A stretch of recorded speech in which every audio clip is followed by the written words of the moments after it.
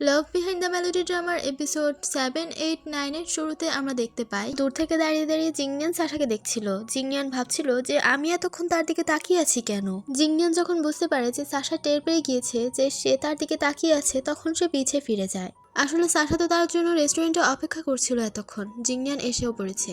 এদিকে শ্যাংজিং আর চিংচিও তাদের নিজ নিজ মালিকদের নিয়ে কথা বলছিল, মানে সাশা আর জিংনিয়ানকে নিয়ে, আর তারা দুজন ঝগড়াই করে ফেলে। অনেক রেয়ার একটা ডিশ যা নাকি কাঁচা মাছের টুকরো দিয়ে তৈরি। এই খাবারটা দেখে সাশা তো হাঁ হয়ে যায়, কারণ এই খাবারটা মডার্ন যুগে অনেক দামি, যা খাবার সৌভাগ্য শুধু বড়লোকদেরই হয়, কিন্তু এখানে এসে সে অনেক কমে পাচ্ছে। এদিকে তার আর তর্স হচ্ছিল না, সে খেতে শুরু করে ফেলে আর অনেক প্রশংসাও করে। সাশা ইচ্ছে করে আরো খাবার অর্ডার করে, কারণ জিংনিয়ান যে বিল প্রদান করবে সে অনেক দামি একটা ওয়াইন বের করে। এ দেখে জিংনিয়ান মনে মনে ভাবছিল যে এটা কি বার করলো। সাশা বলে এটা অনেক স্ট্রং একটা ওয়াইন, আর জিংনিয়ান তো মনে মনে ভাবছিল যে আজ মনে হয় এর বিল পরিশোধ করতে গিয়ে আমার 3-4 দিন না খেয়ে থাকতে হবে। সাশা হঠাৎ করে অসুস্থ হয়ে যায়। আসলে সাশা তো নাটক করছিল, যেন জিংনিয়ানের তার উপর দয়া হয়, কারণ জিংনিয়ানকে সে পটাতে চাইছিল, আর জিংনিয়ানও তাকে এই দেখে কেয়ার করতে লাগে। সাশা মনে মনে ভাবছিল যে এবার তো মনে হয় জিংনিয়ান আমার প্রেমে পড়বেই। তো ডিনার শেষে তারা একজন আরেকজনকে গুড বাই করে। জিংনিয়ান তো তার সাথে কথা বলে হাসছিল, আর সাশা যেতে যেতেও জিংনিয়ানের কাছ থেকে এক্সপেন্সিভ পেস্ট্রিজ উসুল করে। তো শ্যাংজিংকে তো চিংচিউর হাতে দিতে হবে এবার। সেখানেও তারা এক প্রকার মারামারি করে একজন আরেকজনের হাত থেকে নেয়। তারা চলে যাওয়ার পর শ্যাংজিং বলে যে তুমি এত দামি দামি খাবার কেন খাওয়ালে সাশাকে।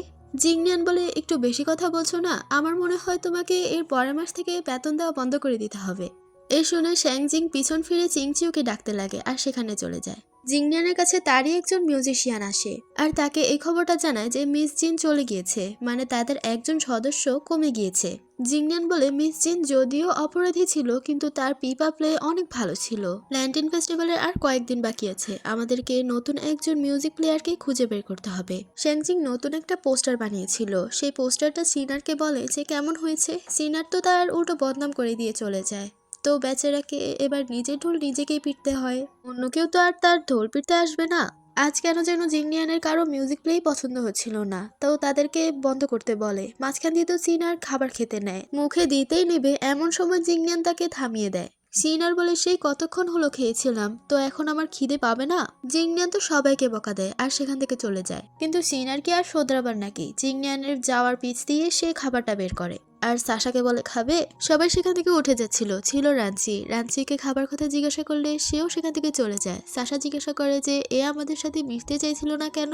সিনার বলে আসলে মিউজিক প্লেয়াররা একজন আরেকজনের কেউ পছন্দ করে না, সবাই একে অপরের উপর হিংসা করে। জিংনিয়ান একা একা বসে বসে মিউজিক প্লে করছিল, তখনই সাশা তার জন্য চা নিয়ে আসে আর তাকে বলে যে আমি তোমাকে একটা আইডিয়া দেই। জিংনিয়ান বলে যে কি আইডিয়া। সাশা বলে আমি দেখেছি সবগুলো প্লেয়ার একে অপরকে হিংসা করে চলে, তাই হয়তো তাদের মধ্যে কোনো আন্ডারস্ট্যান্ডিং না থাকায় তাদের মিউজিক প্লে সুন্দর হচ্ছে না। আর তুমি শুধু শুধু ভাবছো যে তাদের মিউজিক প্লে করা সুন্দর হচ্ছে না। তাদেরকে একে অপরের প্রতি বন্ধুত্বশীল হতে দাও, দেখবে তাদের মিউজিক প্লেও অনেক সুন্দর লাগবে একসাথে যখন তারা বসে প্লে করবে।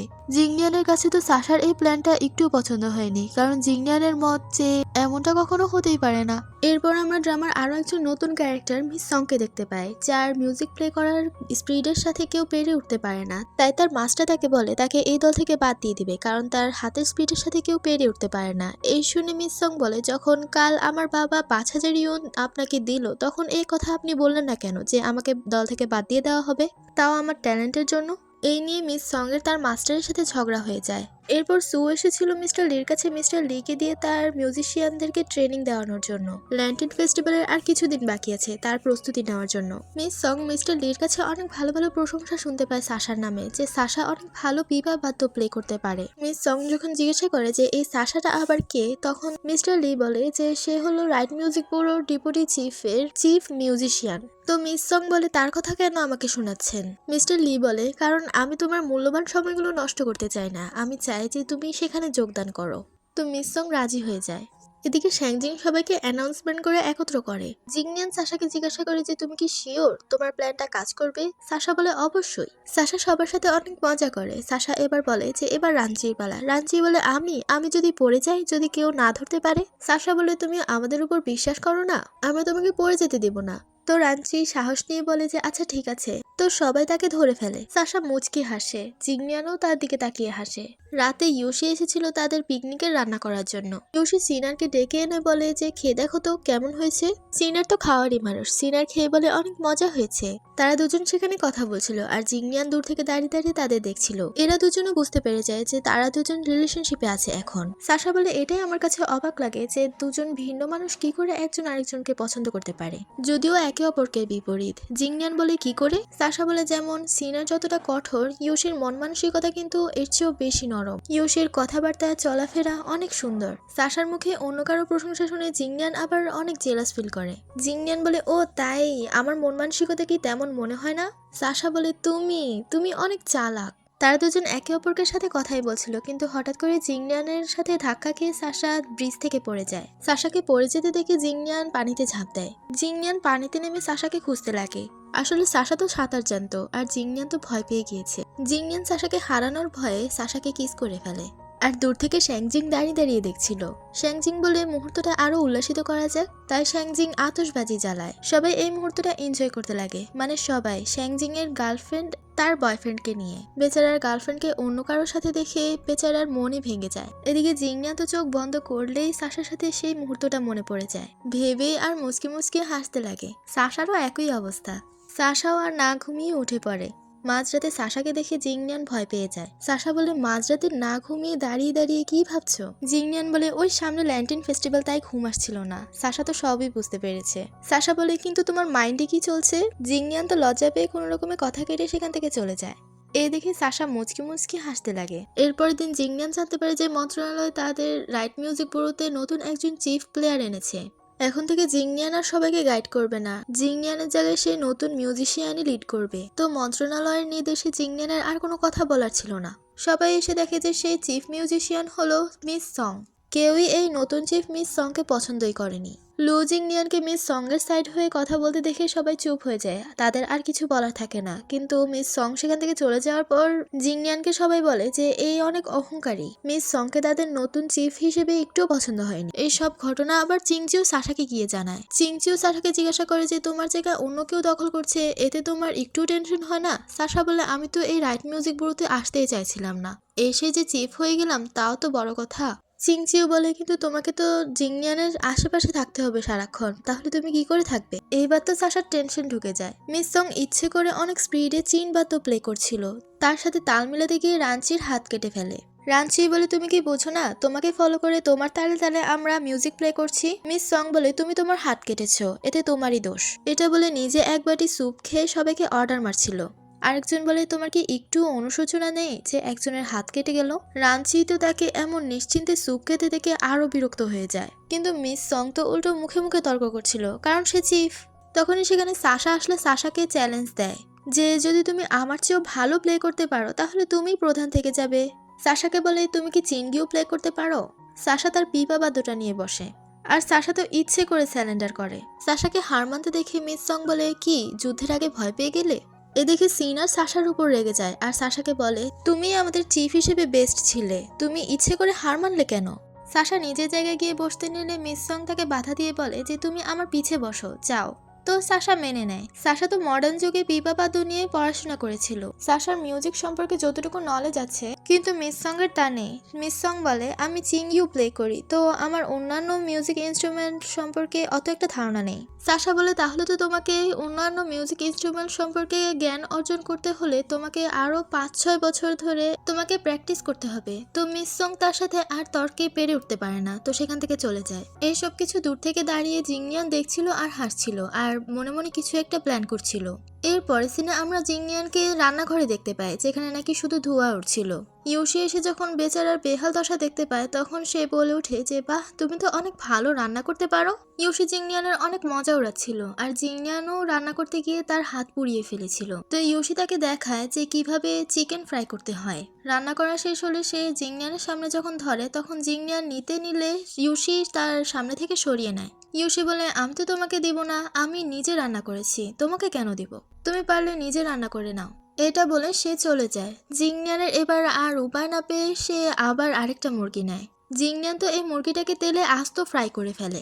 ইউশির দেখানো পদ্ধতিগুলোই জিংনিয়ান ফলো করে, কিন্তু সে ব্যর্থ হয়। মুরগিটাকে তো সে পুড়িয়েই ফেলে। কোনো রকমের তেল থেকে ওঠানোর পর মুরগিটার আর অবস্থাই রইল না। শ্যাংজিং সাশার রুমের সামনে গিয়ে বলে যে জিংনিয়ান তাকে ইমার্জেন্সি ডেকেছে। সাশা বলে কি এমন ইমার্জেন্সি ডাকলো যে আমার মেকআপটা পর্যন্ত শেষ করতে দিল না? সে কি জানে না যে মেয়েরা রাতে রূপচর্চা করে? তো সাশা মেকআপ করা ছাড়াই সামনে যায়। জিংনিয়ান তাকে দেখে মনে মনে ভাবতে লাগে যে তাকে আজ অন্যরকম লাগছে। সাশা বলে কেন এমন ডেকেছো?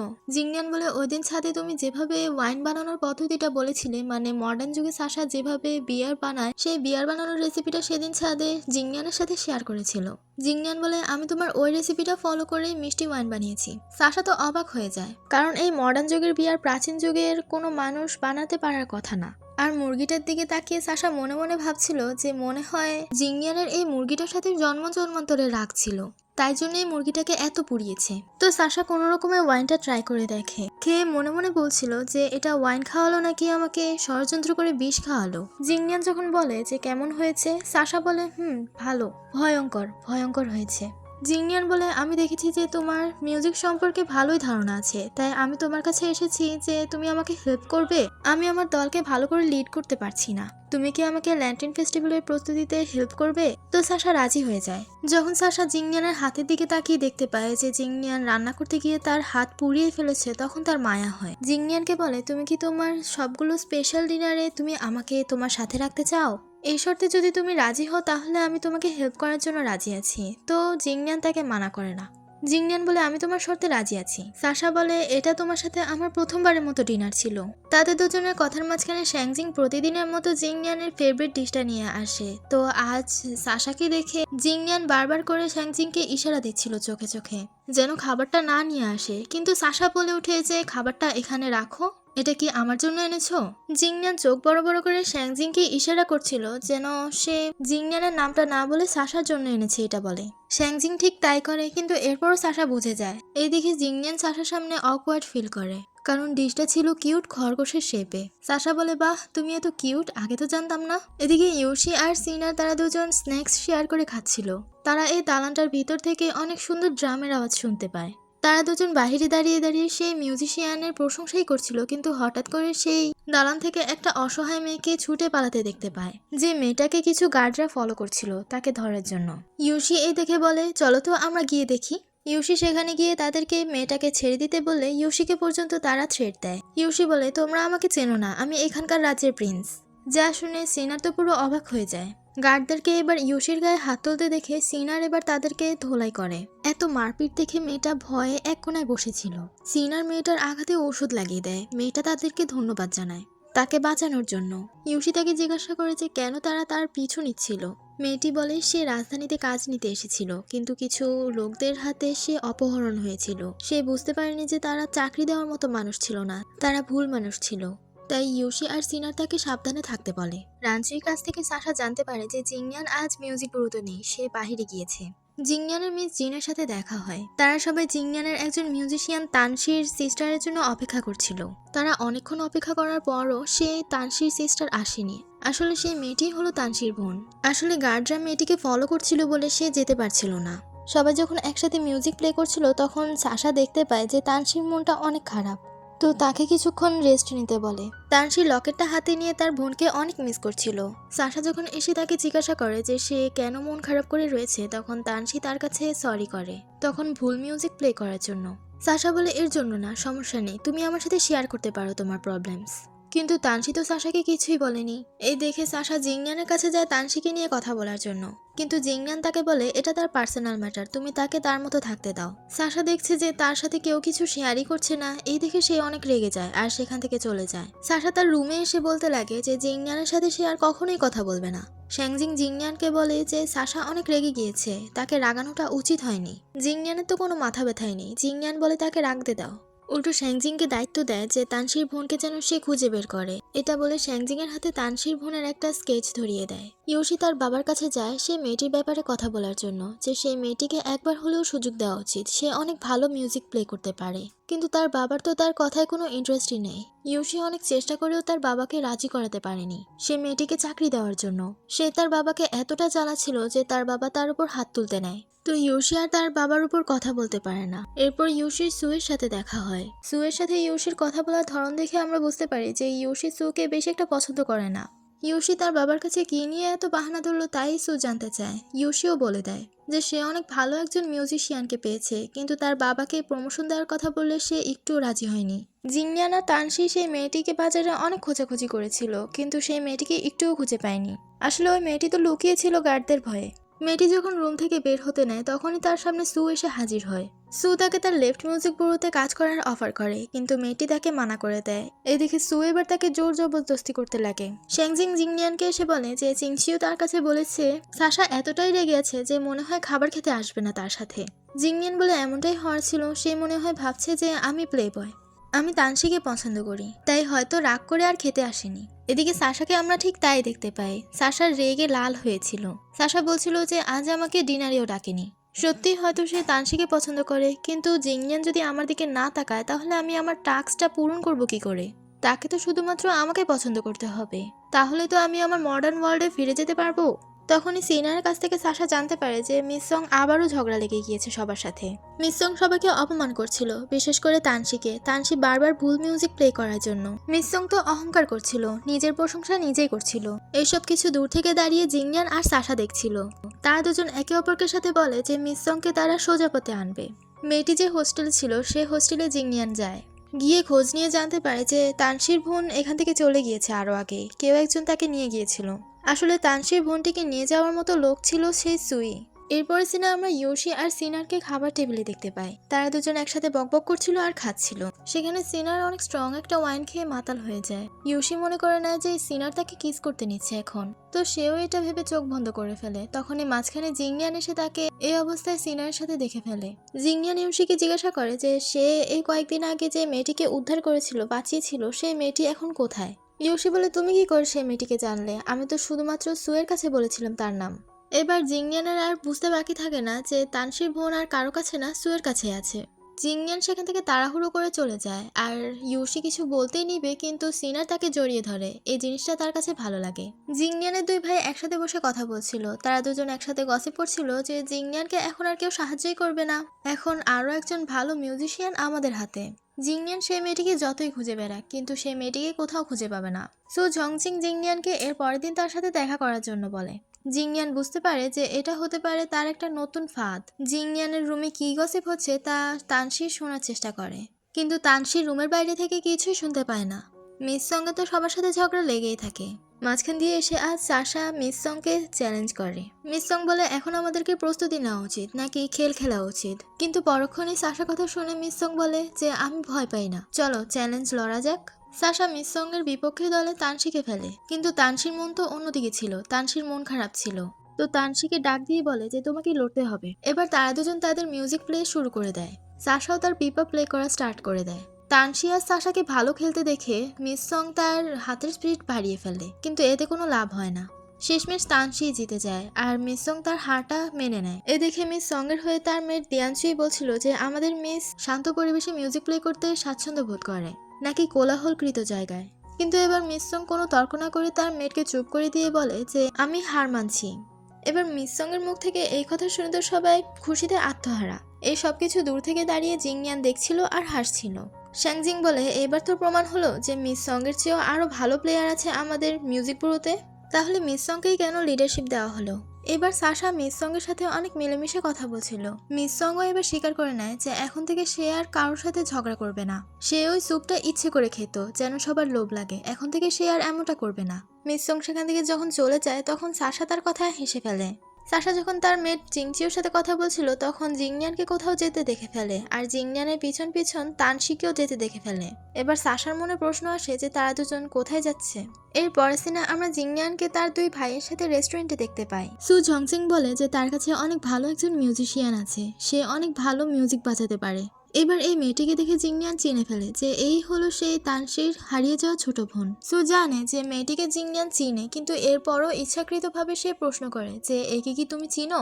জিংনিয়ান তো বুঝতেই পেরে যায় যে সু জংচেন তাকে তার ফাঁদে ফেলার চেষ্টা করছে, তাই সে এমন একটা ভান করে যেন সে চিনেই না। ততক্ষণে সাশা ও তানসিকে ফলো করতে করতে সে রেস্টুরেন্টে পৌঁছে যায়। সু বলে এই মেয়েটিকে সে অসহায় অবস্থায় পেয়েছিল, তাকে কাজ দেওয়ার মতো কেউ ছিল না, অথচ সে অনেক ভালো মিউজিক প্লে করতে পারে, তাই আমি তাকে আমার লেফট মিউজিক ব্যুরোতে কাজ দিয়ে দিয়েছি।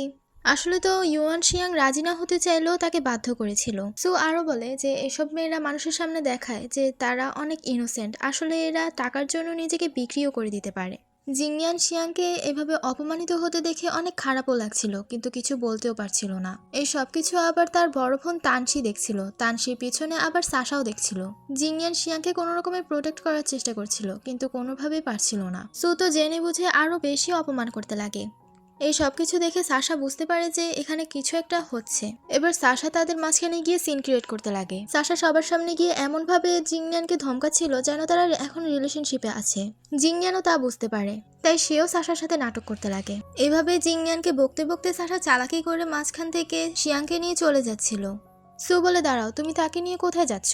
শিয়াং এর ইম্পর্টেন্ট একটা দলিল আমার কাছে আছে। সু বলে এই কাগজটি সে গভর্নমেন্টকে দেখাবে। তখনই সেই রেস্টুরেন্টে একজন গভর্নমেন্ট অফিসার উপস্থিত হয়ে যায়। এবার সাশা আর জিংনিয়ান তো পড়ে যায় মহাবিপদে। এটা দেখে সু তো অনেক খুশি হতে লাগে, কিন্তু সু জানতো না যে এই অফিসারের সাথে জিংনিয়ানের আগে থেকেই বন্ধুত্ব অনেক ভালো ছিল। জিংনিয়ান অফিসারকে বলে এটা রেস্টুরেন্ট নয়, এখানে মানুষরা সুদ আর ঘুষ খেতে আসে, এখানে সব অনৈতিক কাজকর্ম চলে, এখানে মেয়েদেরকে আনা হয় আর তাদেরকে হ্যারাসমেন্ট করা হয়। এমনিতেই রেস্টুরেন্টের পরিবেশ দেখে অফিসারের জিংনিয়ানের কথাগুলো সঠিক মনে হয়। সাথে সাথে রেস্টুরেন্টের ওনার এসে মিস্টার ওয়ের পায়ে পড়ে যায়, কিন্তু এতে কোনো লাভ হয়নি, রেস্টুরেন্টই বন্ধ করে দেওয়া হয়। এদিকে সু কোথায় ভেবেছিল জিংনিয়ানকে সাহায্য করা হবে, কিন্তু এর উল্টোটা ঘটলো। এসব দেখে তো সু রাগে লাল হয়েছিল। এরপর সিনেমা তানসি আর তার বোন শিয়াংকে দেখতে পায়। তারা দুই বোন এত মাস পর দেখা করতে পেরে তারা ইমোশনাল হয়ে যায়। তাদের রুম থেকে সাশা আর জিংনিয়ান তাদের কথাবার্তা শুনছিল, তারাও ইমোশনাল হয়ে যায় তাদের কথাবার্তা শুনে। সাশা বলে আজ এই রেস্টুরেন্টটা বন্ধ করে দেওয়াতে অনেকগুলো মেয়ের জীবন বেঁচে গেল। তানসি তার ছোট বোনের আঘাতে ওষুধ লাগিয়ে দিচ্ছিল, তার হাত থেকে একটি লকেট পড়ে যায়। তারা দুজন বসে বসে সেখানে মিউজিক নিয়ে কথা বলছিল। হয়তো এখন যে মিউজিকের বইগুলো পাওয়া যায় সেই মিউজিকের বইগুলোতে ভুলভাবে মিউজিক প্লে করার ধরন উল্লেখ করা আছে, এই কারণেই হয়তো মিউজিকে আর আগের মতো তৃপ্তি খুঁজে পাওয়া যায় না। একটা মহিলা ঘরের কাজ করছিল আর তার মেয়ে ঘরে বসে বসে মিউজিক প্লে করছিল।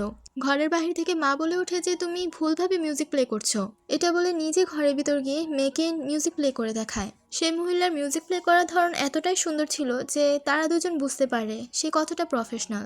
সাশা আর জিংনিয়ান এই ঘটনাটা দেখে বুঝতে পারে যে যারা মিউজিক প্লে করতে পারে না তাদের উপর এত টাকা খরচ করা হয়, তাদেরকে নিয়ে সবাই কাজ করে, অথচ যারা প্রফেশনাল দক্ষ তাদের কোনো ভ্যালিউই নেই। এমনটা যদি হতে থাকে আর সামনের দিকে চলতে থাকে তাহলে এই মিউজিক প্লে হয়তো বিলুপ্ত হয়ে যেতে পারে। সাশা বলে আমি সবকিছুর সমাধান খুঁজতে চাই। জিংনিয়ান বলে তুমি অনেক জিনিয়াস, মিউজিক সম্পর্কে এত কিছু জানো, আমি তো তোমাকে এর জন্য পুরস্কৃত করব। জিংনিয়ান সাশাকে লিটল ফক্স বলে ডেকে ওঠে আর সাশাও তাকে ওল্ড ফক্স বলে ডেকে ওঠে। জিংনিয়ান সাশাকে মিস বলে সম্বোধন করতো, তাই সাশা বলে তুমি কি আমার ফ্রেন্ড না, তুমি আমাকে মিসলি ডেকো না। জিংনিয়ান বলে তাহলে কি রোনিয়াং ডাকবো? সাশা বলে না, এটা তো পুরনো হয়ে গিয়েছে, তুমি আমাকে লিসা বলে ডাকতে পারো, কিন্তু এর চেয়েও ভালো হয় তুমি যদি আমাকে সাশা বলে ডাকো। জিংনিয়ান অন্যদিকে তাকিয়েছিল। সাশা বলে কি হয়েছে? তারপর তারা দুজন দেখতে পারে যে তাদের সামনে একটি কুকুর দাঁড়িয়ে আছে। তারা দুজন এতটাই ভীতু যে তারা লুকিয়ে পড়ে। এই চক্করে তারা দুজন একে অপরকে কাছাকাছি এসে পড়ে। সাশা বলে তুমি কি আমাকে প্রোটেক্ট করছো? জিংনিয়ান বলে এর পরের এপিসোডে কি হলো তা জানতে হলে চ্যানেলটি সাবস্ক্রাইব করে রাখো। Like, comment, share. তো বাই।